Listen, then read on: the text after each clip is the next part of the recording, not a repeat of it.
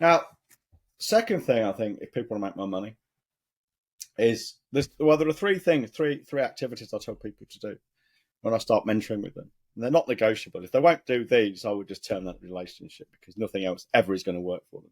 So this is before we do any kind of sit down study on avatars or anything else. This is just, okay, thank you for your 5-figure submission to join my program. Here's what you're going to do in the next 30 days. Raise your prices, stop working for free, and get paid up front. Now, when I tell people to do those three things, they shit a brick. But hey, tough. They've just paid me a lot of money, so you ain't getting it back. Mm-hmm. So you might as well do it. And here's the thing. It might sound ridiculous to anyone listening to this, and it really is that simple, people. Okay? You just put your prices up. You just say bigger numbers. Use different words. Right?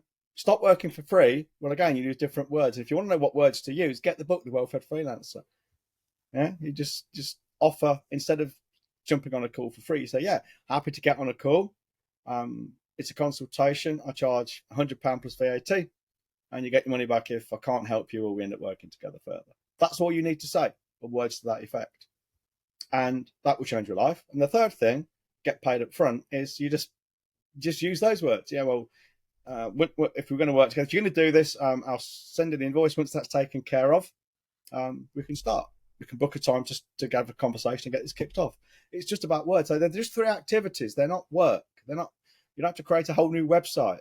You just have to just say a few words differently. Those three things. They change lives within 30 days. I don't care if you believe me or not. It's a fact. And if you won't do it, they won't change your life. But if you do, they just might. That's really that simple.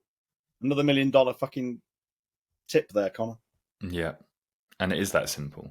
It is that simple. That's it. It's really fucking childish. Almost too infantile. Yeah. But no. Well, people say it can't be that easy. Okay, right. Because I sit here, you can imagine it, can't you? I've got this fucking long corridor of doors, and behind each door is a success where I've done this. And I'm sitting in this chair at the end of the corridor, and there's someone standing in front of me saying, you can't do that, it doesn't work. And I kind of look down this corridor at all these doors and go, okay, it doesn't work. And yeah. Again, all these people have done it. It doesn't work. Silly me, you know. I don't argue with them. There's no point. It's like saying that the sun doesn't come up. But there's the sun. That didn't come up today. But look, there it is. No, it's still nighttime. But it isn't.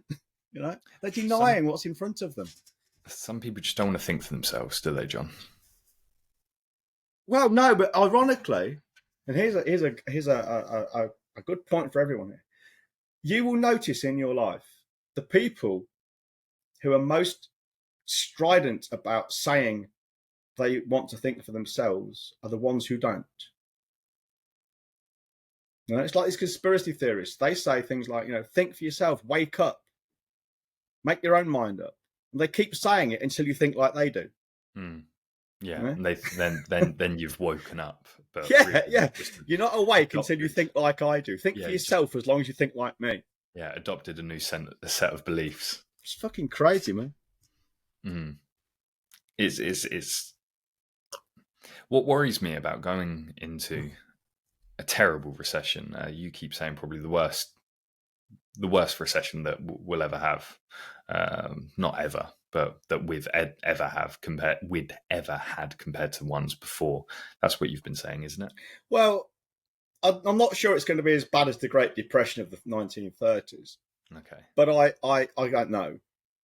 I wasn't alive then. But I suspect it will be the worst one in modern times. And I think it will be different because it's not just an economic thing. I mean, there's a whole shitload of things that are forcing this on the economy. I mean, economies go up and down anyway. But often they go, like the 2007 recession, 2008 recession, that was mostly because of economic factors. There wasn't really anything particularly dire going on in the world. But this time, and we had another one at the beginning of the 2000s after 9/11. Now, that was caused by the political turmoil. But this time, we've got a lot of things all driving the economy. There's external forces because it's not just instability in the economy itself, which is natural. Okay, we expect to see economies go up and down, but this is stuff externally, and it's stuff that can't be fixed or changed very quickly. War, famine, climate change. We've got an El Nino coming up. Expect to see record temperatures, wildfires in the UK, not in the UK, sorry, around Europe, Australia, America. There are going to be some terrible fucking wildfires again this year. Water shortages. So the stuff outside, external to COVID, the knock-on effects of COVID. China has only just fucking relaxed from COVID. But all these external factors are going to feed into an already unstable economy, I think. So yeah, it's going to be pretty fucking bad. And it will last a long time, I suspect. And when things are that bad and everyone feels like they're suffering and they're in it together, business owners feel like they too can suffer alongside their employed friends, their friends with businesses. So when they're asked how's business, they'll feel far more at liberty to be able to say, yeah, not great. Even if it's not true, just to fit in, because they don't want to be like, oh, I'm the only one that's doing well in this shit time. The minute a business owner, and I'm sure everyone listening to this that is a business owner, if you've ever admitted that business isn't doing too great to someone else, they immediately give you opinions every single time, especially if they're employees, because they tend to think that they can run business better than most business owners. They tend to think that they can run the company better than the boss that they work for example. It's extremely common.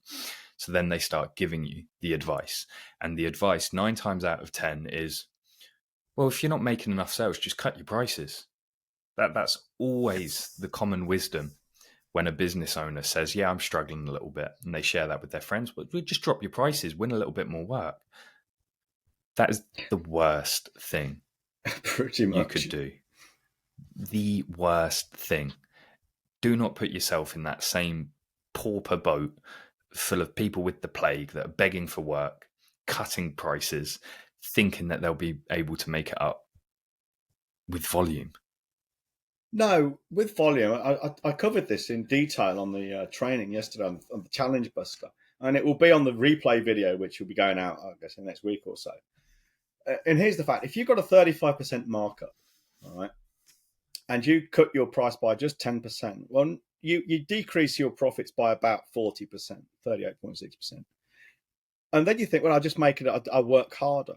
Well, once you've factored in the variable cost of sales and stuff, to do the same amount of money, so to do the same amount of profit, to make the same amount, you've got to increase your workload by 1.8. So that's roughly twice. You've got to work almost twice as hard to make the same amount of money you're already not happy with. Well, simple question. Are you actually prepared to do that? Do you want to do that? Bearing in mind you're not happy as it is, do you want to work even harder for the same amount of money? Actions plus choices equals consequences. There's no right and wrong here. That's just a question I always ask people. But if you say yes, then fine, go at it, have at it. But if you're not, well, then you have to do something else. You probably don't want to work harder. So that means charging more money. There's only 2 ways to do it, really. You either make more money over a longer period of time by doing more work, or you make more money by working the same amount of time, but that means you've got to put your prices up or cut costs. Well, cutting costs, there's nothing inherently wrong with cutting costs, and I think a lot of business owners would do well to do so. But you've got to be careful, because one, it's hard because your cost base is rising at the moment. Inflation, 10.7%. In the last month, I believe, March 2023. Things like electricity and gas rising even faster. So cutting your costs is hard, because often, never mind the commodities, but if you've got services working for you, say you've got cleaners and you've got office staff and things, well, their costs are rising too. So you can't offer them less because they can't afford to do it. You put them out of business, and it's going to clean your office. So the only way forward, really, is to put your price up. That's the easiest way. Now, that may involve selling a bit more effort in selling. It may require you to change your target market slightly. It may require you to talk about what you're selling differently too. It may require a drastic change in your approach to selling and marketing. These are all possible. But for most of us, you can get away with putting your prices up by 10, 20, 30% without anyone blinking. And that's what I suggest everybody does. Almost no one will. Right? People will say now, I'll tell you right now, people listening to this will say, yeah, that's okay for you and other businesses, but we're different. We can't put our prices up because. Well, my question, if you think that, right, my question to you is this: are you the most expensive seller of what you sell in your market? Well, I've asked this question of dozens, scores, possibly hundreds of business owners over the years. I've never had anyone say yes. Most say, well, we're up there among the highest, some of them. Most say we're about top middle.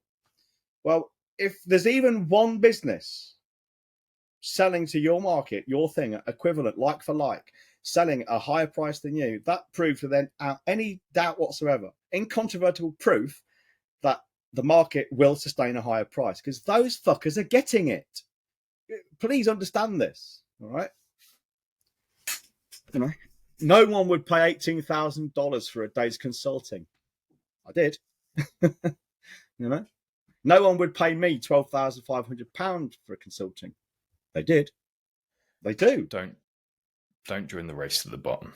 Just whatever you. Well, Dan Kennedy said, there is no strategic benefit in being the cheapest person on the market, and there's no strategic benefit for being the same price as everyone else. So the only strategic benefit is to be the highest price in the market. That takes some understanding if you're not au fait with this, but trust me, it's right. Absolutely, it's right. In fact, I'll read you the exact quote while we're in a minute because I've got Readwise. Hey, yeah, have you downloaded it? I have, and I've kind of started setting. I'm on the month's free trial to see if it suits me. It's pretty good so far. I just want it for highlighting Kindle books and then just being able to click the book and read all of my highlights. That's right. You ready? Yeah, I'm ready. Dan Kennedy. This is from No BS Guide to Direct Response Social Media Marketing. Only Walmart's, open quotes, always low prices, close quotes, was recognized by 64% of the consumers tested. Open brackets. And by the way, if you can't have the lowest prices, you may as well be the highest. Not that's cachet in almost always lowest prices most days. Close brackets. Now, there's no strategic benefit in being the cheapest because it's fucking tough. Really, there's no strategic benefit in being among the crowd. The only strategic benefit is being the highest price. If we found out someone was selling an equivalent to core control at a higher price than we are, we would increase our prices immediately without question. Absolutely, without a doubt.